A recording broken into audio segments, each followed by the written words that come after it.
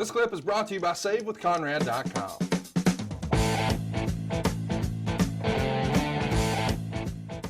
Somebody who may or may not after today is our subject today. We were supposed to get him last week.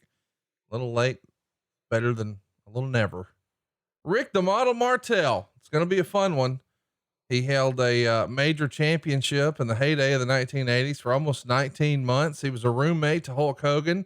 He drove up and down the road with Shawn Michaels. And well, according to the rumor and innuendo, he was even involved in a bit of a bidding war in the late 90s during the Monday Night War. Lots to unpack today with Rick Martel. He was born on March 18th, 1956 in Quebec City. He grew up in a family of wrestlers and described himself as a big time pro wrestling fan, even growing up. Much like you, Bruce, he idolized Jack Briscoe. And around the age of 12, his big brother, also a wrestler, began to bring him to some of the matches. And he knew right away he wanted to be in the wrestling business. And boy, that's something you can identify with, right? I mean, this is the first and only job you ever wanted to, right? Absolutely. And Martel was one of those guys. It's funny when you talk about Jack Briscoe, because I will try and find it, but about 1973, 74 ish, Martel came to Texas, and the caption that Paul used in the program was, Martel looks a lot like Briscoe, because they look similar, had similar body type, and both, young, good looking, baby face, fiery baby face.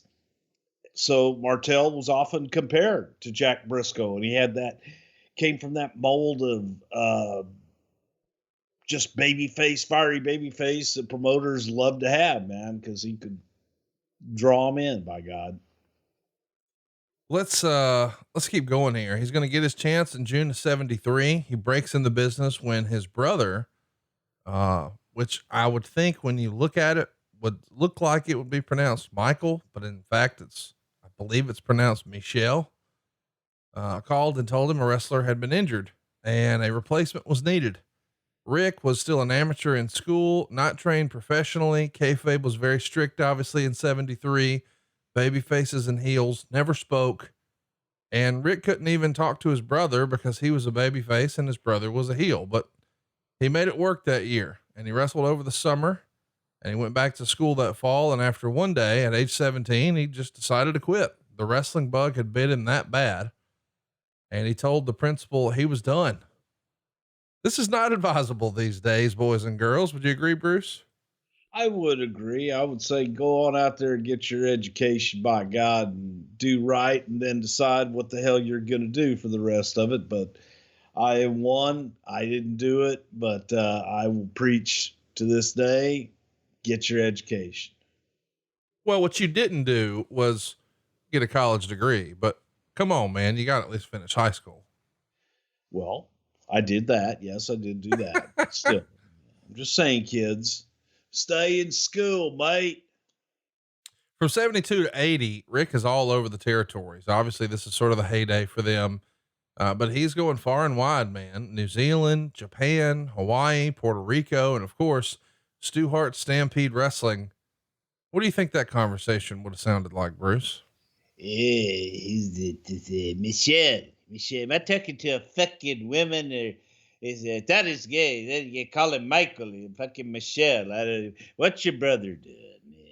He can come in here, and I got Brett. He's a kid, but yeah, he'll do good with you.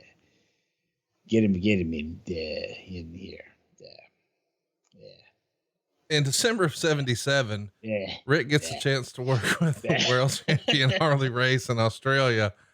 And the finish, and this was a finish back then, is a delayed vertical suplex. Harley picks up the win, and Martel didn't really think much of the loss, but then Harley had the match taped and it wound being shown all over the States. And you would think in this era that might've hurt Rick, but Rick would say it actually had the opposite effect. It actually helped him. I know that seems sort of silly, but back in the day, you didn't see a lot of clean finishes like that with two sort of up and coming guys or two big name talents. It was mostly enhancement matches, right? Well, it was a guy, and I think that from Harley's point of view, Rick was somebody who could work and had a hell of a match with that showcased both of their talents. And it's no crime to win or lose or anything else, and especially when you're losing to the world heavyweight champion. It did nothing but showcase Martel's talents to promoters that would say, fuck, I want that kid. He was able to work a hell of a match with the champion. And yes, Harley could work with a broomstick, but at the same time, Rick was no broomstick and made it even that much better. Rick Martel in 1980 starts working against the Wild Samoans, and he's got various partners here, but then he finally settles in with Tony Gurria. For whatever reason, it just seemed to click. And Rick says that his style blended with Tony's and had similar moves, and Martel had a lot of fire, and they still have a good relationship. This is kind of a cool thing because I'll be honest, I didn't know much about Rick's first run here, but in November of 80 at a house show at the Spectrum in Philly, Gurria and Rick Martel beat the Wild Samoans to become the tag champs. And that's not something that was even on my radar, man. When I think about him, I think of him with Tito and then later as the Model. But, what do you think of that tag team? Cause I have to admit, I never saw it of him and Tony Gurria. Good Lord. Yeah. Hell of a tag team because they had a similar look. They wore the blue tights with the red band around the waist and then a red stripe on the side. So they dressed like a team. They wrestled like a team and just got over like $1 million. And Tony and Martel, it was very, very similar to Tito and Martel. They clicked as a tag team and really got over in the Northeast.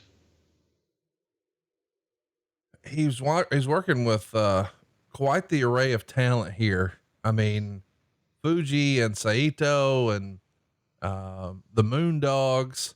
Tag wrestling in 1980 was wild, was it not? Well, it was a little different. I think that there was your share, especially in the Northeast at that time, of gimmicks.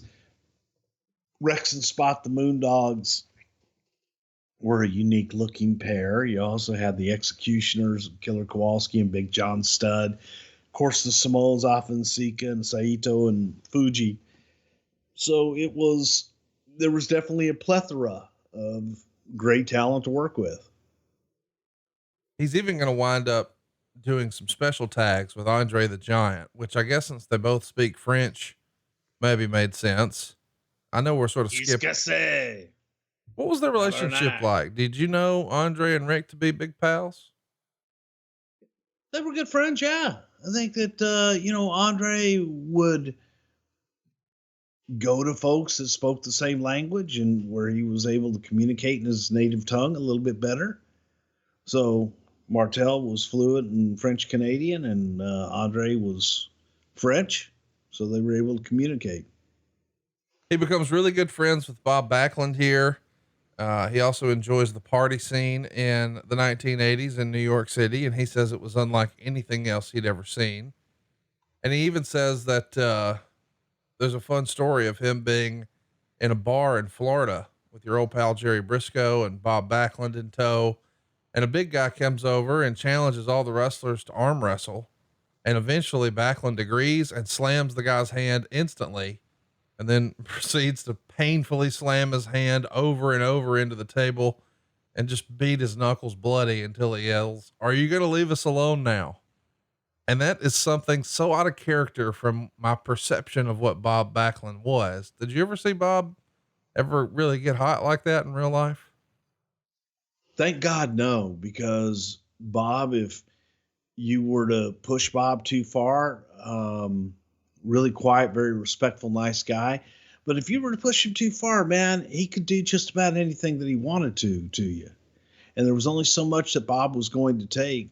So I say that to say that I've seen him, the light switch turn.